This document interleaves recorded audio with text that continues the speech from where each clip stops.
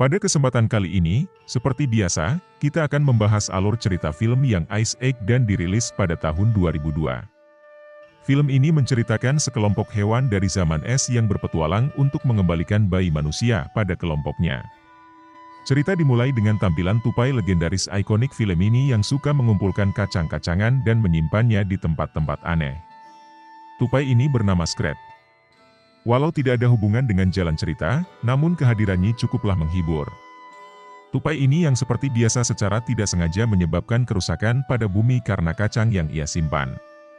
Hal ini terlihat ketika tupai mencoba menyimpan kacangnya di sebuah balok es. Namun kacang itu malah menghancurkan balok es tersebut. Balok es yang pecah terbelah menjadi dua dan membuat tupai terjebak. Hingga pada akhirnya ia pun terlempar ke bawah. Namun setibanya di bawah, Scrat terbawa arus oleh sekelompok hewan yang bermigrasi. Sekelompok hewan tersebut berencana untuk menghindari zaman es dengan bermigrasi ke arah selatan. Setelah itu, Sin beralih ke salah satu mamut purba yang bernama Manfred. Alih-alih ikut migrasi seperti hewan-hewan lainnya, Manfred memilih untuk tetap di zaman es dengan melawan arus hewan yang bermigrasi. Meskipun tidak jelas apa tujuannya. Di sisi lain, kita diperkenalkan pada karakter lain bernama Sid si Kukang. Ia baru terbangun dari tempat tinggalnya. Saat terbangun, ia terkejut melihat keluarganya sudah bermigrasi duluan dan meninggalkannya. Dapat dilihat sudah tidak ada makhluk purba lain yang tinggal di tempat itu. Walau ada satu kura-kura purba yang tertinggal. Namun kura-kura itu hanya membuang hajat di sana. Sehingga hajatnya pun tak sengaja diinjak oleh Sid. Sin beralih ke dua ekor badak yang menemukan bunga langka dan dandelion yang akan menjadi salad makan malamnya. Namun Sid datang malah memakan bunga itu dengan melempar sisa hajat ke wajah para badak. Hal ini membuat para badak marah dan mengejarnya. Dalam pelariannya, Sid secara tidak sengaja menabrak Manfred. Akhirnya, Sid meminta bantuan dari Manfred dengan berdalih ia akan dikalahkan oleh badak. Manfred yang awalnya menolak karena tahu badak adalah pemakan tumbuhan. Tetapi kemudian ia mau membantu setelah badak-badak itu karena mereka semakin mendekat dan menteror Sid. Manfred kemudian berjuang melawan badak-badak tersebut untuk membantu Sid. Pertempuran tersebut akhirnya dimenangkan oleh Manfred dengan melempar para badak itu. Sid yang merasa telah diselamatkan, mengucapkan terima kasih dan memutuskan untuk mengikuti Manfred kemanapun ia pergi agar merasa aman. Dengan kata lain, mereka berdua akhirnya bermigrasi bersama. Awalnya Manfred risih dengan keberadaan Sid. Namun Sid terus mengikutinya bahkan mengganti nama Manfred menjadi Manny.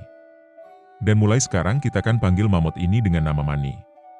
Setelah itu, fokus beralih ke kelompok manusia yang berada di sebuah desa. Desa tersebut dipimpin oleh seorang kepala suku yang kita sebut saja Boril dan juga terdapat seorang wanita bernama Luna yang memiliki seorang bayi lucu yang masih mungil. Namun di balik kebahagiaan desa kecil itu, sekelompok macan memperhatikan desa tersebut dengan penuh dendam. Seakan ingin memakan salah satu dari mereka. Salah satu dari hewan-hewan tersebut bernama Diego. Ia diperintahkan untuk menculik anak kepala suku, sementara teman-temannya akan mengalihkan perhatian penduduk desa. Ternyata semua ini adalah rencana sang pemimpin macan purba yang bernama Soto. Ia menyimpan dendam terhadap manusia karena telah mengalahkan setengah dari kelompoknya dan menjadikan kulit anggotanya sebagai karpet, keset, dan kebutuhan rumah tangga lain. Mereka mengatur strategi dengan melakukan serangan fajar seperti saat pemilu agar memenangkan pertempuran. Sementara itu, Manny dan Sid sedang membuat tempat tidur pada malam harinya. Sid mengatakan kepada Manny bahwa ia bisa membuat tempat tidur yang lebih mewah. Tetapi pada kenyataannya, Sid tidak bisa membuat tempat tidurnya dan malah kehujanan. Sid akhirnya meminta bantuan Manny, menginginkan tidur di kandang Manny. Manny awalnya tidak mengizinkan Sid karena tidak ingin diikuti olehnya. Namun ketika bercerita tentang keluarga, Manny pun murung dan membalik badan saja serta tidak mendengarkan Sid. Singkat cerita subuh pun datang. Diego dan teman-temannya mereka menyerang desa tersebut dan memulai serangan fajar terhadap penduduk desa. Diego bersama Soto berhadapan dengan penduduk desa yang mempertahankan tanah mereka. Dan terjadilah pertempuran di tengah subuh yang hening tersebut. Diam-diam Diego memasuki salah satu tenda dan melihat sang bayi yang kita sebut saja Pinky. Ketika mengambil bayi itu, ibunya datang dan membawa bayi itu pergi. Diego mengejar istri Pak Kades yang sedang membawa anaknya. Diego pun mengejarnya sampai menyudutkan ke pinggiran air terjun. Dikira sudah menang, Diego berusaha merebut anak tersebut. Namun ibu anak itu memutuskan untuk melompat ke air terjun. Diego kaget dengan tindakan sang ibu. Diego gagal mengambil anaknya dan kemudian memberitahukan teman-temannya yang akhirnya pasukan macan pedang itu pun mundur. Soto merasa kecewa dengan kegagalan Diego. Namun Diego seekor macan yang bertanggung jawab dan ia siap diberikan misi baru kepadanya. Soto memerintahkannya untuk menemukan bayi tersebut dalam keadaan hidup dan menyerahkannya kepada Soto. Karena badai es akan datang, Soto memintanya untuk membawa bayi itu ke daerah Half Peak. Kelompok akan menunggunya di sana. Akhirnya mereka memutuskan untuk berpisah agar bisa menghindari kejaran manusia. Sin berpindah ke Sid dan Manny yang sedang berjalan pada pagi hari di pinggiran sungai. Namun tiba-tiba langkah Manny terhenti ketika melihat seorang perempuan yang membawa bayi terdampar di pinggiran sungai. Mereka pun kaget dengan hal itu. Namun sang ibu masih sadar dan mendorong gulungan kain ke pinggiran sungai. Dengan cepat Manny menangkap gulungan kain itu. Dengan perasaan lega, sang ibu itu pun pingsan. Ketika Manny dan Sid melihat gulungan kain, ternyata di dalamnya adalah sang bayi yang baru bangun tidur. Mereka pun kaget sejadi-jadinya. Namun ketika pandangan beralih, ibu sang bayi sudah hanyut terbawa arus. Manny pun memutuskan meninggalkan bayi itu. Namun Sid malah membawanya. Manny pun semakin risih karena sekarang ada dua makhluk yang mengikutinya. Sid melihat asap dari atas tebing dan berpikir kalau keluarga si bayi ada di atas sana. Ia mengajak Manny tapi Manny tidak mau. Ia pun mengembalikan bayi itu sendiri dengan memanjat tebing. Manny pun memperhatikannya dari jauh dan melihat apakah Sid bisa melakukan hal ringan itu atau tidak. Walaupun Sid adalah seorang kukang, ia tetap tidak profesional dalam profesinya. Ia tidak bisa memanjat tebing dengan baik sehingga hampir menjatuhkan bayi yang kita sebut saja Pinky. Tak lama Pinky pun jatuh dari bedongnya dan ia pun langsung ditangkap oleh Diego. Namun Manny di bawah yang sudah siap pun merebut bayi itu kembali. Diego mencoba melawan, namun karena kalah kekuatan. Ia pun mencoba bernegosiasi dengan Manny dan Sid. Ia mengatakan kalau ia akan mengembalikan bayi itu pada keluarganya. Namun tetap saja Sid dan Manny tidak percaya akan perkataan predator alam liar tersebut. Akhirnya Manny pun mau membantu Sid untuk mengembalikan bayi itu dengan syarat ia harus meninggalkannya setelah itu. Sesampainya di puncak tebing mereka melihat kalau perkampungan itu sudah rusak akibat serangan fajar kelompok hewan kuat tadi. Di sana juga sudah tidak ada satupun manusia. Namun di sana juga muncul Diego yang mengatakan kalau para manusia sudah meninggalkan kampung karena akan ada badai es besar di sana. Manny sadar kalau manusia itu pergi migrasi sama seperti hewan yang lain. Diego menawarkan kalau ia yang akan mengantarkan bayi tersebut ke kelompoknya. Karena ia tahu kalau Manny tidak akan mau bermigrasi seperti yang lain. Namun seekor mamut ini sangat waspada. Ia akan mengantar bayi itu bersama Sid dengan Diego yang menjadi penunjuk arahnya. Mereka pun sepakat melakukan perjalanan ke utara. Dalam perjalanan sang bayi terus menangis dan tidak mau berhenti. Masing-masing mereka mencoba menenangkannya namun tidak berhasil. Ternyata sang bayi itu kelaparan dan mereka harus mencari makan. Tak lama sebuah semangka jatuh dari sana. Namun ternyata semangka itu diklaim oleh kelompok burung dodo yang mempersiapkan makanan ketika zaman es datang. Manny mencoba bernegosiasi untuk meminta satu semangka karena mereka punya 3. Namun tetap saja kelompok burung itu tidak mau memberikan semangkanya. Salah satu dari burung pun bersikap ceroboh dan menjatuhkan semangkanya. Semangka itu berguling ke arah Pinky. Para burung mencoba merebut semangka itu namun malah melemparnya ke jurang. 2 semangka tersisa. Salah satunya diambil oleh Sid. Namun karena kecerobohan para burung itu lagi, mereka melempar semangka ke dalam kawah. 1 semangka yang tersisa diambil Manny. Para burung berhasil membuat Manny melempar semangka itu dan terlempar ke arah Sid. Demi memberi makan Pinky. Sid pun menerobos kawanan burung dodo dengan gerakan slow motion. Sid pun berhasil menerobos kelompok burung dodo dan membawa semangka dengan selamat. Karena kecerobohannya, ia membuat semangka itu pecah. Hal itu tidak dipermasalahkan Pinky yang memakan sisa-sisa pecahan semangka. Pada malam harinya kelompok ini beristirahat. Manny menggenggam Pinky dalam belalainya memastikan agar Diego tidak membawanya saat mereka tertidur. Singkat cerita, mereka pun tertidur. Diego pun terbangun dan mencoba membawa Pinky. Namun sepertinya Manny sangat sadar ketika Pinky berpindah dari belalainya. Diego teralihkan ke sebuah tempat di mana ternyata 2 macan pedang yang merupakan anak buah Soto menunggunya. Dua macan itu pun menyampaikan kalau Soto mulai lelah menunggu. Diego pun mengatakan perjalanannya agak berlangsung lama karena dia juga membawa seekor mamut. Mendengar hal itu, kelompok macan pun melihat dengan mata kepalanya sendiri kalau mereka akan mendapat dua makanan sekaligus. Mereka pun diminta melaporkan hal itu pada Soto. Pada pagi harinya, Manny terbangun dan tidak menemukan Pinky. Ia menuduh Diego yang juga tidak tahu apa-apa. Ternyata Pinky dibawa oleh Sid untuk mandi pagi di sebuah lumpur bersama dua kukang betina lain. Saking sibuknya menggoda wanita, ia tak sadar kalau Manny datang dan membawa Pinky. Sid pun meminta Pinky demi mendekati gadis. Namun Manny tidak mau. Ketika kembali ke kubangan, ia salah memasuki kubangan yang di sana ada dua badak di scene awal tadi. Sid pun berlari menjauh dan bertemu Diego. Sid meminta Diego agar meletakkannya pada lehernya sehingga bisa terbebas dari badak. Diego pun tidak mau mendengarkannya. Dengan sedikit paksaan Sid pun berhasil masuk mulut Diego saat badak-badak itu menemukannya. Badak itu pun langsung pergi dan menganggap Sid sudah menjadi santapan sang macan. Tak lama Manny pun datang dan meminta mereka untuk bersiap melanjutkan perjalanan. Sepanjang perjalanan mereka sudah menemui zaman es, di mana setiap tempat yang mereka kunjungi dipenuhi lapisan es dan salju. Di perjalanan, Sid hanya menjadi beban bagi Diego dan Manny, namun menjadi penghibur bagi para penonton. Di perjalanan mereka bertemu Scrat dan menanyakan tentang kelompok manusia yang lewat sana. Karena Scrat tidak bisa bicara, mereka pun bermain tebak kata. Namun Scrat malah menunjukkan kalau yang lewat sana adalah kelompok macan yang kode itu tidak disadari oleh Manny dan Sid. Mereka pun terus melanjutkan perjalanan yang ekstrim di bawah dinginnya es. Sesekali Sid melakukan tindakan iseng pada Manny dan Diego. Suatu ketika, Diego melihat kelompok manusia yang sedang bermigrasi. Seketika ia kaget, jika kelompoknya menemukan manusia, maka berakhirlah misinya.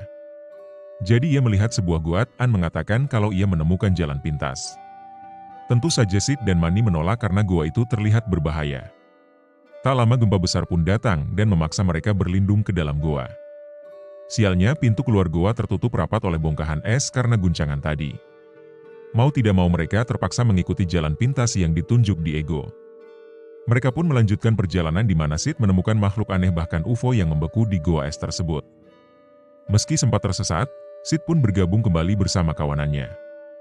Seketika Manny sedikit lengah, Pinky yang ia letakkan di atas kepalanya malah meluncur ke bongkahan es yang menyerupai seluncuran.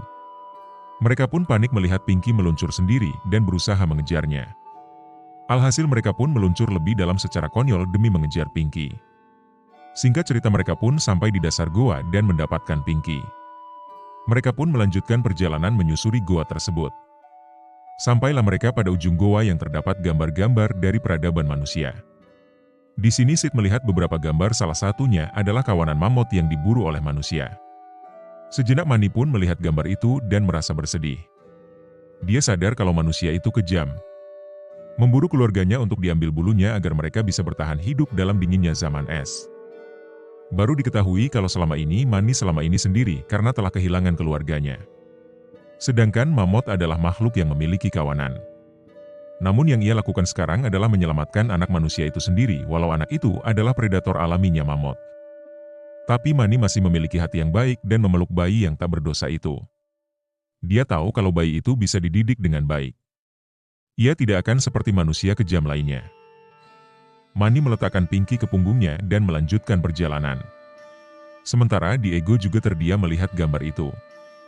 Dia berpikir apakah menjebak kawanan barunya demi membawakan bayi untuk balas dendam sang pimpinan itu adalah tindakan yang benar yang ia lakukan? Sementara di sisi lain, Boril masih saja mencari jejak keberadaan anak dan istrinya. Mereka pun memutuskan menghentikan pencarian karena badai sudah mulai membesar. Tidak jauh dari situ, Manny, Sid dan Diego sudah hampir mencapai Half Peak. Sid merasakan kakinya kepanasan di tengah dataran es. Awalnya mereka mengabaikan Sid. Namun tidak lagi setelah lava panas menyembur dan membelah dataran es tempat mereka berada. Mereka pun terjebak di sisa-sisa es yang belum mencair. Sementara di bawahnya sudah ada sungai lava yang mengalir deras. Manny dan Sid berhasil melompat ke seberang jalan yang merupakan dataran bebatuan. Sementara Diego masih terjebak di salah satu balok es. Dia pun melompat namun lompatannya tidak sampai di seberang. Sehingga ia tergantung di balok es yang sudah tipis tersebut dan mencoba untuk memanjat. Ketika balok esnya terjatuh, Manny dengan tepat waktu menangkapnya. Walaupun menahan sakit dari cakaran Diego saat memanjat, Manny masih tetap menyelamatkannya dan melemparnya ke tempat aman. Sementara es tempat berpijak sudah tidak sanggup menahan bobot Manny dan ia pun terjatuh ke dalam sungai lava yang sangat dalam. Sid dan Diego pun merasa kehilangan karena Manny berkorban untuk mereka. Namun keadaan berkata lain ketika Manny kembali terlempar ke atas karena semburan lava yang amat kuat.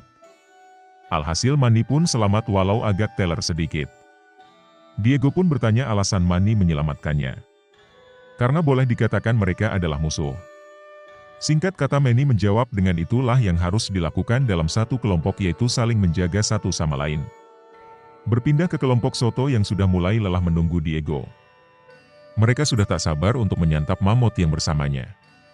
Soto masih bersikeras untuk mendapatkan bayi itu dulu dan menyiapkan strategi yang matang untuk menyerang sang mamut. Singkat cerita malam pun datang. Mereka berteduh di sebuah goa karena badai salju yang sangat kuat. Di goa itu Sid pun ingin menggambar dirinya seperti mamut yang tergambar di goa sebelumnya. Namun secara tidak sengaja ia pun menciptakan api. Sehingga kelompok itu pun dipenuhi kehangatan yang ditambah dengan Pinky yang sudah mulai belajar berjalan. Pinky berjalan ke arah Diego walau Diego agak enggan menerimanya. Diego sadar karena ulah kelompoknya lah yang membuat ia harus menjadi babu dengan menyerahkan Pinky pada si Soto. Menjelang tidur, ia pun bercerita dengan Sid. Kalau Manny memang berbeda dengan makhluk lain. Bahkan Sid yang baru saja mengenalnya sudah merasa seperti keluarga. Sedangkan keluarga aslinya saja meninggalkannya saat bermigrasi. Secara tak sadar Diego sebenarnya juga merasakan hal itu sehingga membuatnya bimbang karena kelompoknya sudah menunggu di puncak Half Peak. Esok paginya mereka melanjutkan perjalanan. Sementara Diego masih dalam kebimbangan yang mendalam karena merasa bersalah telah menjebak Sid dan Manny. Bahkan salah satu temannya sudah mengintai di atas batu. Hatinya pun berkecamuk antara membela kawanannya atau membela kelompok Manny. Tak lama Diego pun menyuruh kelompok Manny untuk mundur. Sid dan Manny pun heran dengan perintahnya. Akhirnya Diego pun jujur kalau ia telah menjebak mereka untuk menjadi santapan kawanannya. Refleks Manny langsung menahannya dengan gading besarnya dan memerintahkan Sid untuk tidak menjauh. Namun Diego menyesali perbuatannya dan akan membantu kelompok Manny dalam pelarian. Diego pun meminta mereka untuk menjebak kelompok macan kembali dengan strategi yang akan ia sampaikan. Berpindah ke kelompok Soto yang didatangi oleh Diego. Ia mengatakan kalau sebentar lagi impian Soto untuk balas dendam akan terpenuhi. Dari kejauhan terlihat Sid yang menggendong sang bayi. Salah satu kawanan macan yang kecil sudah tak sabar ingin memburunya walau Soto memerintahkan untuk bersabar. Diego menghasutnya untuk menyerang. Ia pun mengejar Sid disusul oleh dua macan lain. Soto yang kesal pun terpaksa ikut mengejar Sid. Sid menyadari ia dikejar dan sudah siap dengan rencananya. Ia kabur menggunakan sisa kayu yang ia jadikan bahan main ski. Sekali lagi karena kecerobohannya, ia pun terpental dan bayi yang ia bawa pun terjatuh. Para macan pun mendekati bayi yang dibawa Sid. Namun mereka tertipu karena bayi itu hanyalah tumpukan es yang dibedong oleh Sid. Soto pun semakin geram dan menyuruh anak buahnya menyerang Sid. Namun di balik bebatuan, Manny sudah menunggu dengan melemparkan kayu besar. Sehingga tiga macan ini pun terlempar. Saat mereka hendak mencari Sid untuk kabur, Soto pun datang dan mengajak Diego untuk menyerang sang mamut. Sementara Sid mendatangi tempat ia menyembunyikan bayi. Di sana satu macan kecil mengikutinya. Saat sang macan hendak menyerang sang bayi, Sid dengan tepat waktu mengangkat bayi sehingga macan itu terjebak di tempat persembunyiannya. Sementara di sisi Manny, ia dipojokkan dua macan sekaligus. Beruntung Diego langsung berbalik badan dan melawan Soto. Soto yang tak mau kalah pun memanggil dua anak buahnya yang lain sehingga pertempuran sengit di atas salju pun tak dapat dihindari. Walaupun Diego kuat, namun ia bukan tandingan Soto. Diego pun dikalahkan dengan mudah. Melihat Diego dikalahkan, Manny pun murka dan melempar Soto dengan gadingnya. Sehingga ia terlempar ke bebatuan yang di atasnya sudah ada stalaktit es yang siap menerjang tubuhnya. Melihat pimpinannya terkalahkan dua macan yang lain pun kabur. Mata dibayar mata, sehingga Diego sudah menuntaskan hutangnya karena diselamatkan Manny di hari sebelumnya. Walau keadaannya sudah tak memungkinkan untuk berjalan. Ia meminta maaf pada Pinky karena ulah kelompoknya jadi merepotkan keluarganya termasuk Manny dan Sid dalam mengantarnya.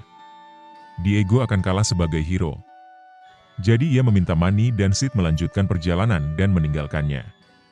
Berpindah ke kelompok Boril. Tampaknya Boril sudah pasrah karena tidak menemukan anaknya. Yang dapat ia lakukan sekarang hanyalah memulai hidup baru di tempat yang baru bersama kelompoknya. Ia pun meninggalkan kalung anaknya sebagai tanda perpisahan. Namun dari kejauhan terlihat Manny mendekati jalannya. Setelah dekat, ia kira mamut itu akan menyerangnya.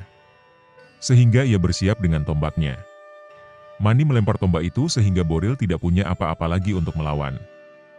Dari kejauhan kelompoknya menyadari rekannya dalam bahaya dan mencoba menyerang. Setelah itu Manny mengeluarkan Pinky dari punggungnya. Sehingga Boril memerintahkan kelompoknya untuk berhenti. Manny meletakkan Pinky di atas es dan Pinky pun berjalan ke arah ayahnya. Boril pun sangat senang mendapati Pinky sudah kembali. Momen senang bercampur haru pun terjadi di antara kelompok itu. Saat Manny dan Sid hendak kembali, Pinky memanggil mereka kembali. Manny dan Sid pun memeluknya untuk yang terakhir kali sebagai perpisahan. Ayahnya pun memberikan kalungnya Pinky kepada Manny sebagai tanda terima kasih karena telah mengantarkan anaknya. Akhirnya mereka pun berpisah dengan menempuh jalan yang berbeda. Tampak dari jauh, Pinky masih menirukan yang dilakukan Diego padanya.